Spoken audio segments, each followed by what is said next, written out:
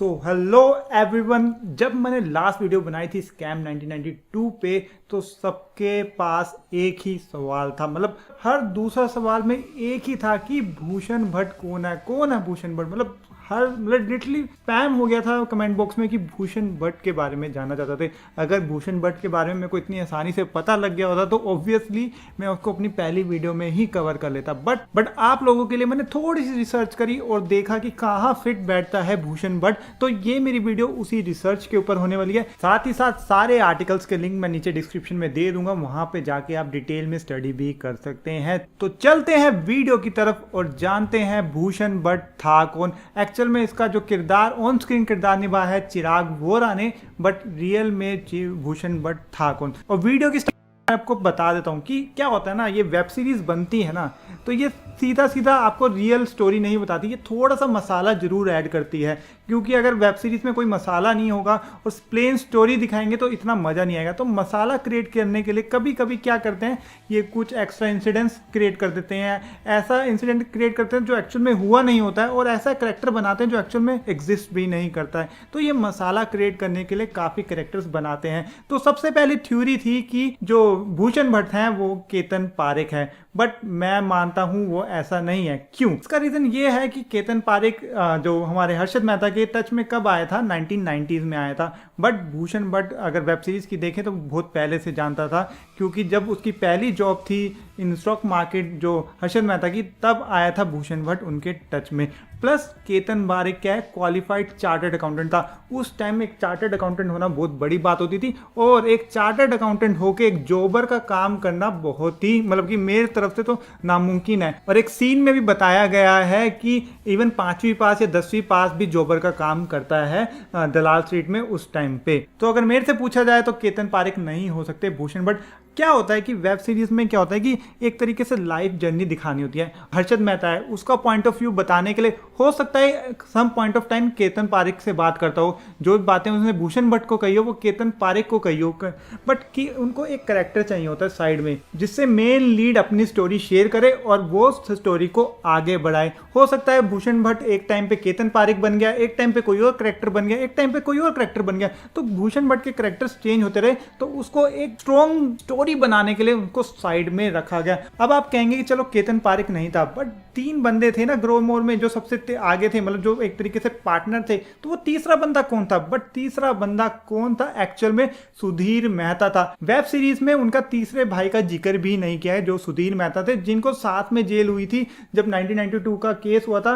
और जब 1999 के केस में भी उनको, जब हर्षद मेहता को अरेस्ट किया गया था, उस वक्त सुधीर मेहता को भी साथ में अरेस्ट किया गया था। जैसे मैंने अभी बताया था कि एक करेक्टर बिल्ड किया जिसको सम टाइम पे किसी और करेक्टर का रोल दे दिया गया। तो यहाँ पे जो भूषण भट्ट है वो सुधीर मेहता का रोल निभा रहे हैं। जब वो तीनों साथ चल रहे हैं, तीनों एक गाड़ी में जा रहे हैं, बिजनेस डिस्कस कर रहे हैं, तो उस वक्त वो सुधीर मेहता बन चुके थे। ठीक है, सुधीर मेहता का क्या हुआ था 1992 में, तो साथ पकड़े गए थे। उसके बाद क्या है, उनके ऊपर एक और केस चल रहा था। 2012 में उन्हें पुलिस ने अरेस्ट भी किया। 2016 में उन्हें फाइनली 6 महीने की जेल हुई, वो SBI वाले केस में ना जो वेब सीरीज में दिखाया। और गैस करिए उसके साथ और हुई थी, हमारे प्यारे सीतारमन जी को भी उसी टाइम 3 साल की जेल सुनाई गई थी। अगर आपको डिस्क्रिप्शन में दे दूंगा लिंक, उसके बारे में डिटेल में पढ़ सकते हैं कि उनमें कौन कौन जिनको जेल हुई थी। SBI के कुछ ऑफिशियल थे, NHB के कुछ ऑफिशियल थे, तो उसका एक लिंक दे दूंगा डिस्क्रिप्शन में, आप उसको जाके स्टोरी पढ़ सकते हैं कि 2016 में क्या केस था और कैसे कैसे सजा सुनाई गई। तो एक्चुअल में जो भूषण भट्ट थे ना ही भाई थे, तो इसलिए सुधीर मेहता भी नहीं है भूषण भट्ट। उसके बाद तीसरा आप सोचेंगे कि भाई अगर नहीं है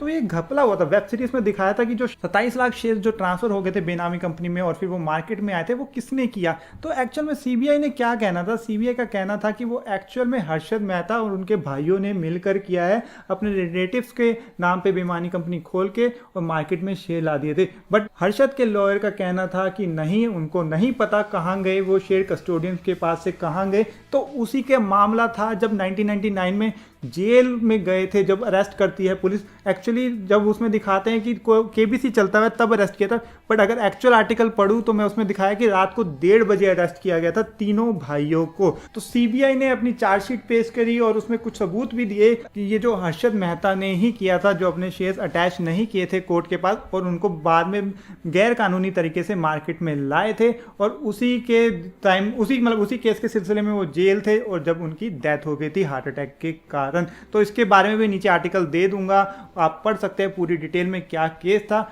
बिकॉज अगर वेब सीरीज की माने तो उसमें उनके पार्टनर ने धोखा दिया और पार्टनर थे सुधीर मेहता, अश्विन मेहता और ये अपने हर्षद मेहता, और तीनों ही जेल गए थे उस वक्त। तो सुधीर मेहता के ऊपर कोई आरोप नहीं लगाया था उस वक्त हर्षद मेहता ने कि इसने घपला किया। तो सुधीर मेहता का रोल तो यही था कि वो उनका भाई था और पार्टनर था, और उन्होंने किसी भी एम्प्लॉय का नाम भी नहीं दिया था कि इस एम्प्लॉय ने घपला किया है। तो एक्चुअल में इसका पूरा सच या तो हर्षद मेहता जाते हैं या अश्विन मेहता जाते हैं, या जो उस वक्त के सीबीआई ऑफिसर्स हैं जिन्होंने इन्वेस्टिगेशन की थी वो जानते हैं। तो वेब सीरीज में जो दिखाया है कि भूषण भट्ट ने ये स्कैम किया था वो भी कन्फ्लिक्टेड है। तो आप अब लोग सोच रहे होंगे है कौन ये भूषण भट्ट। तो मैं आपको फिर रिपीट कर रहा हूं कि कभी कभी क्या करते हैं, वेब सीरीज में एक फिक्शनल कैरेक्टर बनाते हैं, स्ट्रॉन्ग कैरेक्टर बनाते हैं जिनको पूरी स्टोरी में चलाए रखते हैं, और जो हीरो बोलना चाहता है, जो मेन जो कैरेक्टर होता है और उस सीरीज का बोलना चाहता है, वो सपोर्टिंग कैरेक्टर के थ्रू बुलवाते हैं, जाके उसके बातों में डिस्कस कर लिया उसके साथ, और भी चीज़ों में उसके साथ डिस्कस करते हुए बताते हैं।